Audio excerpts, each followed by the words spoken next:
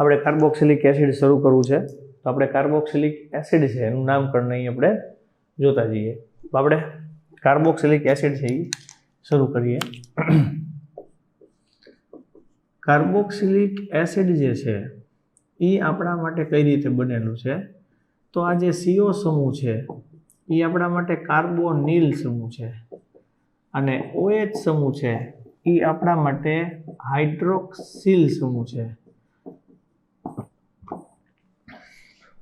તો કાર્બોનિલ અને હાઇડ્રોક્સિલ સમૂહ બે ભેગા થાય એમાંથી આપણા માટે બન્યું કાર્બોક્સિલિક સમૂહ. અને આ કાર્બોક્સિલિક સમૂહ જે છે એની અંદર એલિફેટિક અને એરોમેટિક કાર્બોક્સિલિક એસિડ સમૂહ આવે. કાર્બોક્સિલિક એસિડ સમૂહ છે એ વધુ ક્રિયાશીલ સમૂહ તરીકે આવે. સૌથી પહેલા જ્યારે ઓર્ગેનિક કેમિસ્ટ્રી છે એ સ્ટાર્ટ થયું, શરૂઆતમાં કાર્બનિક રસાયણ વિજ્ઞાનની શરૂઆત થઈ ત્યારે સૌથી પહેલા એમાં કાર્બોક્સિલિક એસિડ સમૂહવાળા સંયોજનોને જ બનાવવામાં આવ્યા હતા અથવા તો આપણને એમાંથી મળ્યા હતા. કાર્બોક્સિલિક એસિડ સમૂહ ધરાવતા સંયોજનો સૌથી પહેલા મળ્યા હતા. ત્યારબાદ આપણે વાત કરીએ કે એલિફેટિક કાર્બોક્સિલિક એસિડ હોય તો એ એલિફેટિક કાર્બોક્સિલિક એસિડ સમૂહ હોય એની અંદર ઘણા બધા કાર્બન પરમાણુ એકબીજા સાથે જોડાયેલા હોય, જેમ કે કાર્બન 12 થી કાર્બન 18 આવા કાર્બનિક સંયોજનો એકબીજા સાથે જોડાયેલા હોય.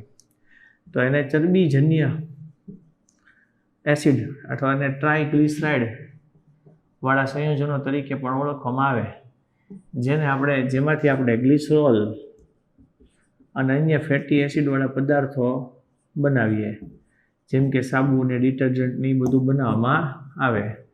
એટલે સાબુ અને ડિટર્જન્ટ છે એ આવા પદાર્થો છે એનામાંથી જ આગળથી પ્રક્રિયા કરીને બનાવવામાં આવે. હવે કાર્બોક્સિલિક એસિડ જે સંયોજનો છે એમાં આપણે મેઇન આલ્કેનમાં જે પદાર્થ લખેલું હોય એમાં એના સ્થાને ઓઇક એસિડ આવો પ્રત્યય ઉમેરવામાં આવે. એટલે ઓઇક એસિડ આનો પ્રત્યય છે. આપણે આમની માટે જે સામાન્ય સૂત્ર જોવું હોય કાર્બોક્સિલિક એસિડ માટે તો એ આપણી માટે સામાન્ય સૂત્ર છે CnH2nO2. તો આપણી માટે આ CnH2nO2 એ આપણા માટે કાર્બોક્સિલિક એસિડનું સામાન્ય સૂત્ર છે. હવે આ બધા કાર્બોક્સિલિક એસિડ જે સંયોજનો છે એમાં સૌથી પહેલાં આપણે કહીએ કે નહીં આપણી માટે ફોર્મિક એસિડ આવે.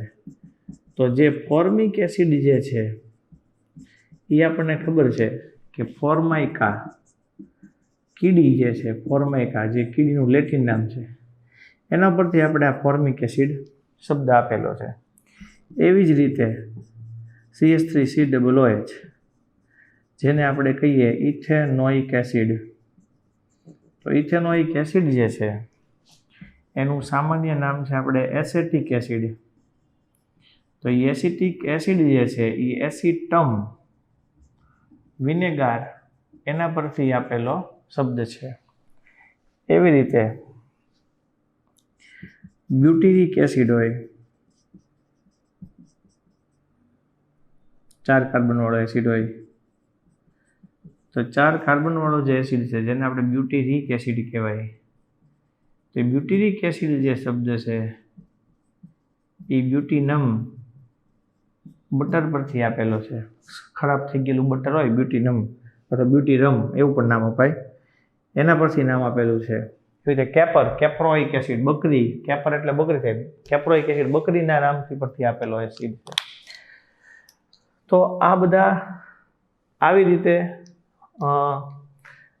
કાર્બોક્સિલિક એસિડનું નામકરણ શરૂઆત થાય. હવે બાકીના બધા આપણે કાર્બોક્સિલિક એસિડ છે એ બધાના નામકરણ છે એ જોતા જ હોય છે. તો આપણે કાર્બોક્સિલિક એસિડ સમૂહ છે એ બધાનું આપણે નામકરણ અને એમની બનાવટ છે એ આપણે જોતા જઈએ.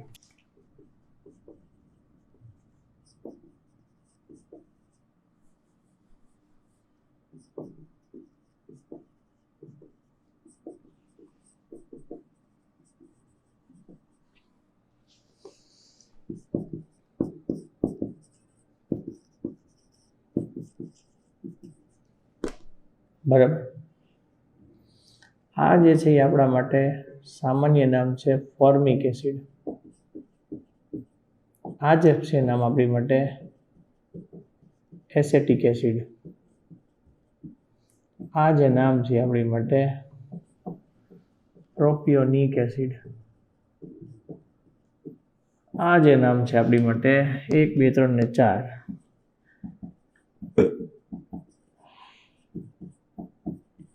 આઇસોબ્યુટિરિક એસિડ.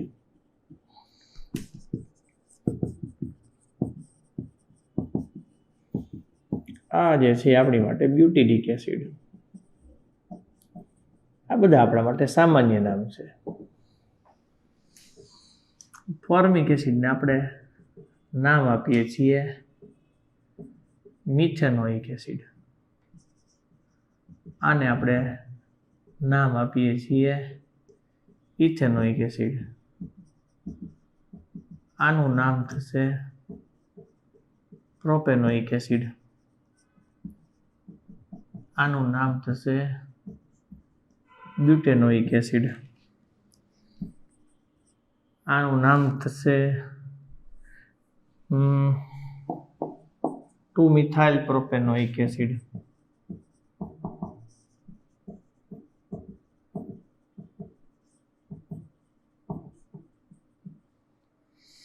અહીંયા બ્યુટેનોઇક એસિડ. આ બધા ડાયકાર્બોક્સિલિક એસિડ હોય તો ડાયકાર્બોક્સિલિક એસિડ માટે તમને સૂત્ર શીખવાડેલું છે oh my sweet green Apple. આવી રીતે આવે. ઓ ઉપરથી ઓક્ઝેલિક એસિડ આવશે જેને આપણે કહેવાય ઓક્ઝેલિક એસિડ. એક CH2 આવે તો જેને આપણે મેલોનિક એસિડ કહેવાય.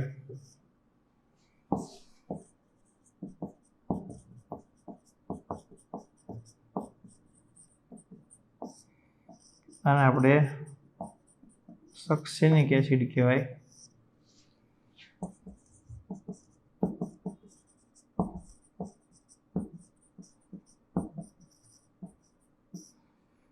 આ આપણી માટે ગ્લુટામિક એસિડ થશે.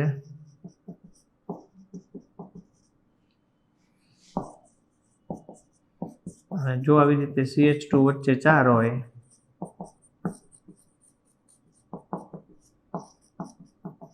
તો આપણા માટે એ એડિપિક એસિડ થાય. હવે આવી રીતે છે ઓક્ઝેલિક એસિડ. બરાબર. બે બાજુ અહીંયા આપણે CH2 રાખીએ. અહીંયા COOH હોય, અહીંયા COOH હોય.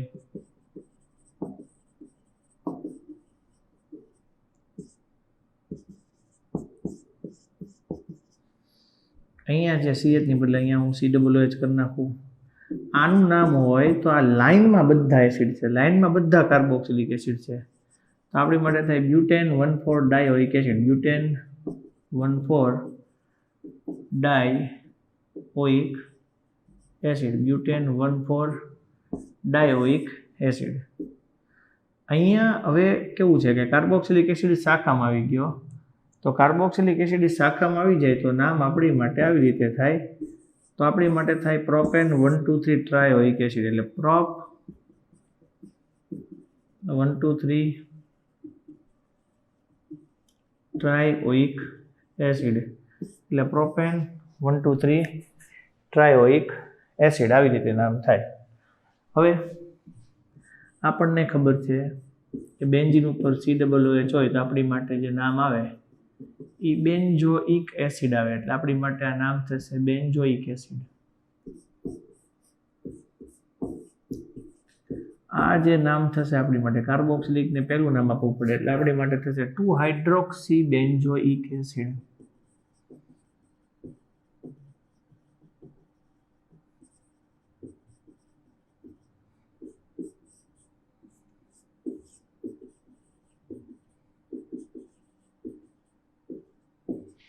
આ બેન્ઝીન 1,2 ડાયોઇક એસિડ,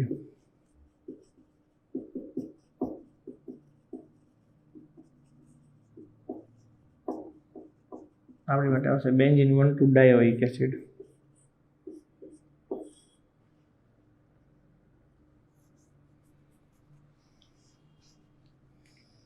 અને હવે જે આવશે આપણી માટે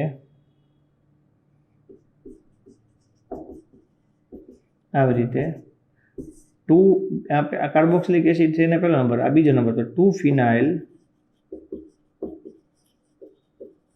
ઇથેનોઇક એસિડ. તો આપણા માટે આવું નામ થશે 2-ફિનાઇલ ઇથેનોઇક એસિડ. તો આ મિથેનોઇક એસિડથી સ્ટાર્ટ કરીને આપણા બધા IUPAC નામ જે ચોપડીમાં આપેલા તે બધા જોયા પછી હવે આપણે શું કરવું છે કે એનું બંધારણ જોવું છે કે આપણે કાર્બોક્સિલિક એસિડ છે એ પદાર્થનું બંધારણ કેવું હોય, કઈ રીતે સંકરણ હોય, તો આપણે એ જોવા જઈએ. આવી જાય છે કાર્બોક્સિલિક એસિડ, સંકરણ sp2 હોય, ખૂણો 120 નો હોય. જ્યારે આગળ જશે ત્યારે આરની હારે C જોડાય, O માઇનસ થશે, અહીંયા ડબલ બોન્ડથી ઓક્સિજન આવશે, પ્લસ વીજભાર આવશે, ત્યાં માઇનસ વીજભાર આવશે, ઓક્સિજન પર ઋણ વીજભાર હશે, અહીંયા ઓક્સિજન પર ધન વીજભાર આવી જશે. અહીંયા આપણી પાસે ટોટલ 7 ઇલેક્ટ્રોન થઈ જશે, બંને એકબીજામાં પરિવર્તનશીલ હોય, sp2 હાઇબ્રિડાઇઝ્ડ હોય. હવે કાર્બોક્સિલિક એસિડ સમૂહ ધરાવતા સંયોજનો હોય એની અંદર આપણે કાર્બોક્સિલિક એસિડમાંથી એટલે કાર્બોક્સિલિક એસિડ બને કઈ રીતે, તો આપણે બધી પ્રક્રિયાઓ જોવી છે. તો કઈ રીતે કાર્બોક્સિલિક એસિડ બની શકે? સૌથી પહેલું છે આપણી માટે RCH2OH હોય, પછી આપણને ખબર છે CH3 CH2 9OH આવી રીતે હોય. આ પ્રક્રિયા હું KMnO4H2SO4 સાથે કરું,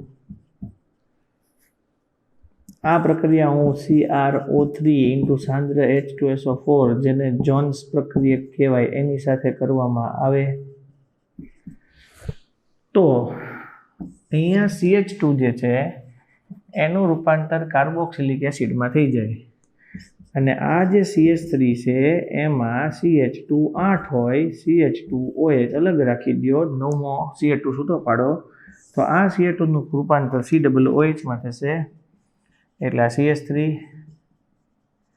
CH2 8 COOH થશે. આ આપણી માટે ડેકેનોઇક એસિડ થઈ જશે. તો આ જે છે આપણી માટે ડેકેનોઇક એસિડ થશે અને આ જે છે એ આપણી માટે થશે ડેકેનોલ. બરાબર, આવી રીતે બને. હવે કેવું છે તમને સમજાવું કે આપણી પાસે ટોલ્યુઇન હોય,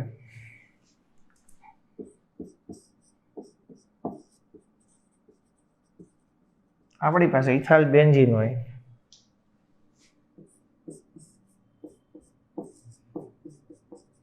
આપણી પાસે આઇસોપ્રોપાઇલ બેન્ઝીન હોય,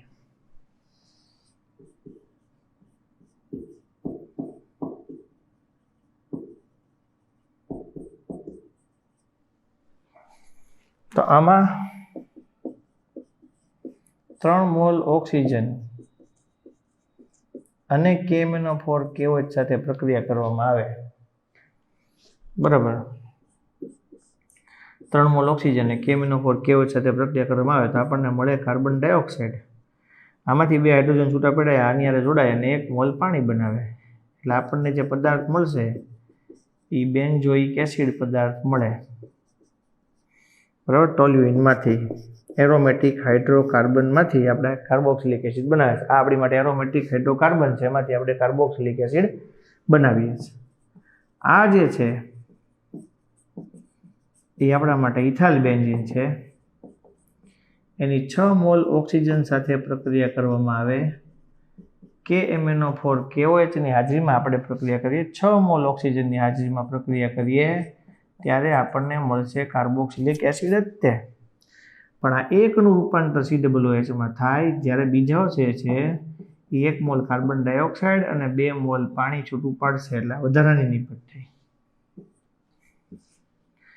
હવે જ્યારે આવી રીતે હોય ત્યારે 9 મોલ ઓક્સિજન સાથે પ્રક્રિયા થાય, KMnO4 KOH ની હાજરીમાં પ્રક્રિયા કરવામાં આવે અને જે આપણને પદાર્થ મળશે એની અંદર આપણને બેન્ઝીન ઉપર કાર્બોક્સિલિક એસિડ જ મળે, પણ 2 મોલ CO2 મળે અને 3 મોલ પાણીના અણુ છૂટા પડે. ટોટલ 6 હાઇડ્રોજનમાંથી 6 પાણીના અણુ છૂટા પડે, 2 મોલ કાર્બન ડાયોક્સાઇડને છૂટા પડે. જ્યારે આની હારે પ્રક્રિયા કરવામાં આવે ત્યારે આગળ થશે નહીં, કારણ કે અહીંયા કાર્બન પાસે કે હાઇડ્રોજન જ વધ્યા નહીં. એટલે કાર્બન પાસે હાઇડ્રોજન ન વધે તો એ પ્રક્રિયા આગળ થશે નહીં. બીજી વાત કરું તમને કે આપણી પાસે આવી રીતે પદાર્થ હોત,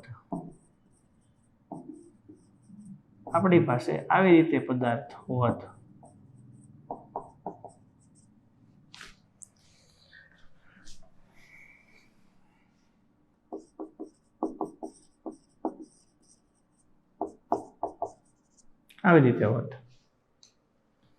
તો આ પદાર્થ હોત તો આની 6 મોલ ઓક્સિજન હારે પ્રક્રિયા કરવામાં આવી હોત તો આપણને અહીંયા બંને જગ્યાએ કાર્બન ડાયોક્સાઇડ એટલે બંને જગ્યાએ CO2 ભરાઈને કાર્બોક્સિલિક એસિડ મળે અને જે 2 મોલ પાણીના છૂટા પડવાના હતા એ પડી જાત અને આપણને જે પદાર્થ મળે તે આપણી માટે નામ આવત થેલિક એસિડ. બરાબર છે. આની 6 મોલ ઓક્સિજન સાથે પ્રક્રિયા કરવામાં આવે એટલે અહીંયા આપણને કાર્બોક્સિલિક એસિડ મળે, અહીંયા આપણને કાર્બોક્સિલિક એસિડ મળે, જેને આપણે કહેવાય આઇસોથેલિક એસિડ, ટરથેલિક. બરાબર, સામે છે એટલે ગાડી માટે ટરથેલિક એસિડ મળે.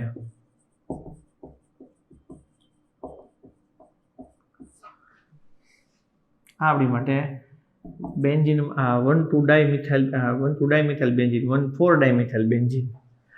અને જ્યારે આની પ્રક્રિયા બધાની પ્રક્રિયા કરવામાં એક જ ઉદ્દીપકથી આવે છે KMnO4 KOH.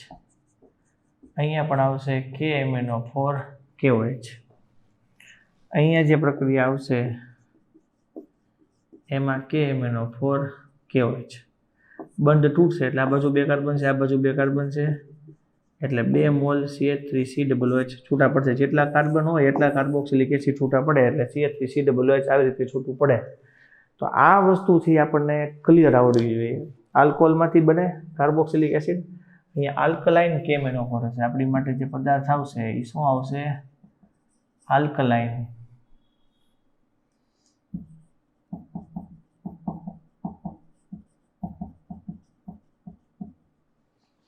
બરાબર, તો આટલું છે તમને ક્લિયર આવડવું જોઈએ. હવે ત્યાંથી હું તમને આગળ સમજાવવાનો પ્રયત્ન કરું છું. તો આપણે આગળ જોવું છે કે કઈ રીતે કાર્બોક્સિલિક એસિડ મળે. સાયનાઇડથી મળે, એમાઇડથી મળે, બરાબર, પછી એસ્ટરના સંયોજનોમાંથી મળે. તો આપણે એ રીતે કાર્બોક્સિલિક એસિડથી બનાવવાની રીત જોઈ છે.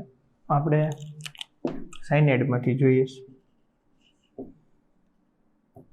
કાર્બોક્સિલિક એસિડ આપણે સાયનાઇડમાંથી બનાવીએ. સાયનાઇડ હોય H+KH2O એની હાજરીમાં એનું આંશિક જળ વિભાજન થાય એટલે સૌથી પહેલાં એમાઇડ બને અને એમાઇડ હોય એની પ્રક્રિયા H+KOH- ની હાજરીમાં થાય એટલે આપણને કાર્બોક્સિલિક એસિડ મળે. હંમેશા એવું હોય કે જ્યારે આંશિક જળ વિભાજન થાય ત્યારે આપણને એમાઇડ મળે અને સંપૂર્ણ જળ વિભાજન થાય ત્યારે આપણને કાર્બોક્સિલિક એસિડ મળે. આપણી પાસે CONH2 હોય એનું જળ વિભાજન થાય એસિડિક માધ્યમમાં પાણીનો ઉપયોગ કરીને એટલે આપણને કાર્બોક્સિલિક એસિડ મળે. જેમ કે આપણે પદાર્થ તરીકે જો બેન્ઝેમાઇડ લીધેલો હોય તો બેન્ઝેમાઇડ હોય એનું જળ વિભાજન કરવામાં આવે H+ અને પાણીના અણુનો ઉપયોગ કરીને તો આપણને કાર્બોક્સિલિક એસિડ મળે. આમાં તો ઘણી બધી વસ્તુઓ થઈ શકે. જેમ કે હું આનું રિડક્શન કરીશ તો મને પ્રાથમિક એમાઇન મળે, બરાબર છે. જો હું આની હોફમેન પ્રક્રિયા કરીશ તો CO સમૂહ દૂર થઈને મને મળશે RNH2.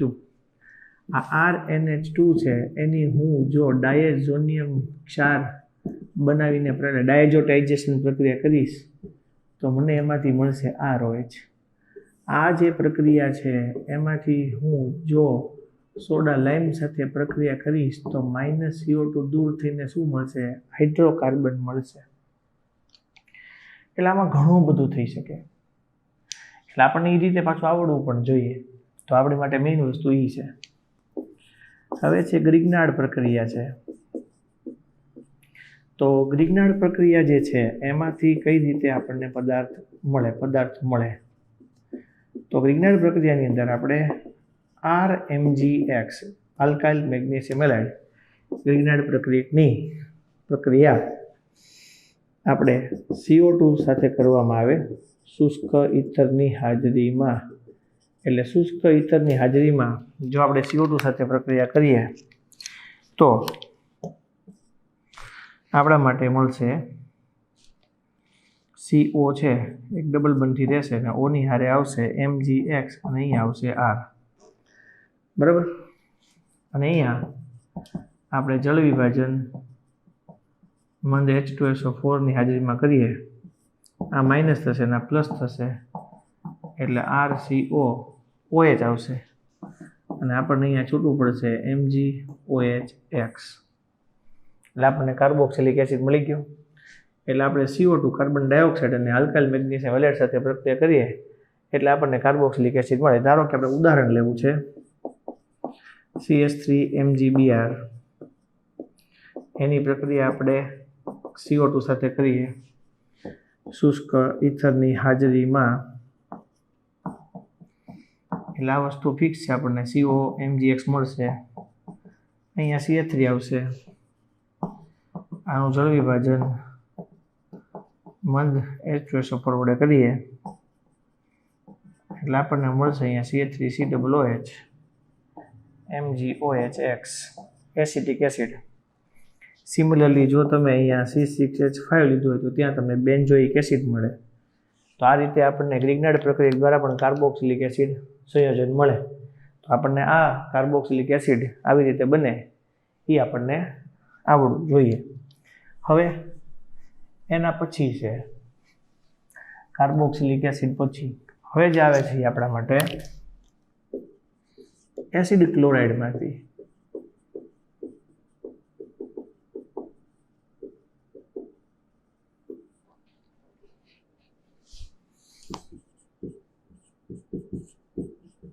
RCOCl.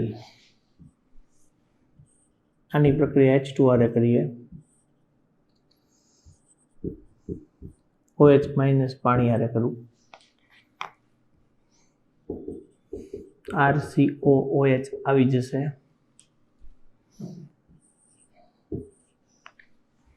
પ્લસ HCl છૂટું પડી જશે. સૌથી પહેલા આ પદ્ધતિમાં અહીંયા O માઇનસ આવશે કારણ કે આ O અહીંયા જોડાશે અને આનો H અહીંયા જોડાશે અને H3O પ્લસની હાજરીમાં પ્રક્રિયા કરવામાં આવે તો RCOOH થશે. પાણી છૂટું પડી જશે ત્યારે આપણને કાર્બોક્સિલિક એસિડ મળે. ઉદાહરણ તરીકે જો હું પ્રક્રિયા CH3COCl એસિડ ક્લોરાઇડ માં પ્રક્રિયા ઇથેનોઇલ ક્લોરાઇડ સાથે કરવામાં આવે અથવા તો એસિટાઇલ ક્લોરાઇડ સાથે પ્રક્રિયા કરવામાં આવે તો સૌ પ્રથમ મને અહીંયા CH3COOH એસિટિક એસિડ મળે. HCl છૂટું પડે. બેઝિક માધ્યમમાં H2O સાથે પ્રક્રિયા કરવામાં આવે તો CH3CO અને O માઇનસ મળે અને આની H3O પ્લસ સાથે પ્રક્રિયા કરીએ એટલે આપણને CH3COOH ઇથેનોઇક એસિડ મળી જશે. હવે આપણે આવી રીતે પ્રક્રિયા કરી હોત CH3CO CH3 આની પ્રક્રિયા પાણી હારે થાય C6H5COO અને COCH3 આવી રીતે પ્રક્રિયા કરી હોત પાણી સાથે આ માઇનસ હોત આ પ્લસ હોત, આ માઇનસ હોત આ પ્લસ હોત. તો પાણી જ્યારે એની સાથે જોડાય ત્યારે અહીંયા H પ્લસ જોડાય ને અહીંયા OH માઇનસ જોડાય. એ જ રીતે અહીંયા H પ્લસ જોડાય ને અહીંયા OH માઇનસ જોડાય. એટલે આપણા માટે અહીંયા આવશે CH3COOH અને અહીંયા પણ આવશે CH3COOH. ઇથેનોઇક એસિડ 2 મોલ છૂટા પડી જશે. અહીંયા જે છે આપણા માટે C6H5COOH બેન્ઝોઇક એસિડ અને આ આવશે ઇથેનોઇક એસિડ બેન્ઝોઇક એસિડ. આવી રીતે બનશે. સમજાઈ ગયું તમને? બરાબર. તો આપણને એસિડ ક્લોરાઇડમાંથી મળે. હવે એસ્ટરમાંથી જોતું હોય આપણે તો આપણે એસ્ટર જોઈએ. CH3COO C2H5 બેન્ઝીન રિંગ હોય CaOO C2H5. આનું જળ વિભાજન એસિડિક માધ્યમમાં કરવામાં આવે માઇનસ પ્લસ થશે, CH3COOH થશે, C2H5OH છૂટું પડી જાય. આની પ્રક્રિયા પણ H2O સાથે કરવામાં આવે, એસિડિક માધ્યમમાં કરવામાં આવે. એટલે આપણને જે પદાર્થ મળે એ અહીંયા બેન્ઝોઇક એસિડ મળે અને ઇથેનોલ છૂટું પડી જાય. COO C2H5 આવી રીતે ઇથાઇલ બ્યુટેનોએટ આવો પદાર્થ હોય. આની પ્રક્રિયા ધારો કે NaOH સાથે કરવામાં આવે તો આપણી માટે સૌથી પહેલાં CH3 CH2 CH2 COONA આવો પદાર્થ મળે અને C2H5OH ઇથેનોલ છૂટું પડે. અને ત્યાર પછી જો આપણે એનું જળ વિભાજન કરીએ પાણીની હાજરીમાં, એસિડિક માધ્યમ અને પાણીની હાજરીમાં, બે ભેગું લખ્યું છે, એની તો આપણે નામ લખાય H પ્લસ અને H2O. બરાબર. તો આપણને જે પદાર્થ મળે એ CH3 CH2 CH2 COOH અને એને હવે છૂટું પડી જશે. થઈ ગયું? તો આવી રીતે આપણને કાર્બોક્સિલિક એસિડ જે છે એની આ બધી બનાવટો છે એ આપણે જોઈ. આ એસિડ ક્લોરાઇડમાંથી છે અને આ છે એ આપણી માટે એસ્ટર છે એનું જળ વિભાજન છે. તો એસ્ટરના જળ વિભાજનની આ નિપજો થઈ. બરાબર. તો આ રીતે આપણને આવડવું જોઈએ. તો આ બધી વસ્તુઓ છે કાર્બોક્સિલિક એસિડની આપણે બનાવટો શીખ્યા. તો બનાવટો કઈ કઈ રીતે શીખ્યા? આલ્કોહોલમાંથી શીખ્યા, એરોમેટિક હાઇડ્રોકાર્બનમાંથી શીખ્યા, ગ્રિગ્નાર્ડ પ્રક્રિયક દ્વારા શીખ્યા, એસિડ ક્લોરાઇડમાંથી શીખ્યા અને એસ્ટરીકરણમાંથી શીખ્યા. બરાબર. તો આ રીતે આપણને બધી રીતે અને સાયનાઇડમાંથી શીખ્યા. બરાબર. તો આ બધી રીતો છે એ આપણને આવડવી જોઈએ. અને આ રીતે જ કાર્બોક્સિલિક એસિડ છે અને બધા બાકીના ભૌતિક ગુણધર્મો અને એની એસિડિક પ્રબળતા એ બધું આપણે જોવાનું છે. આ બધું લખીને તૈયાર કરવાનું છે બરાબર, સરસ તૈયાર રીતે. બરાબર. Thank you.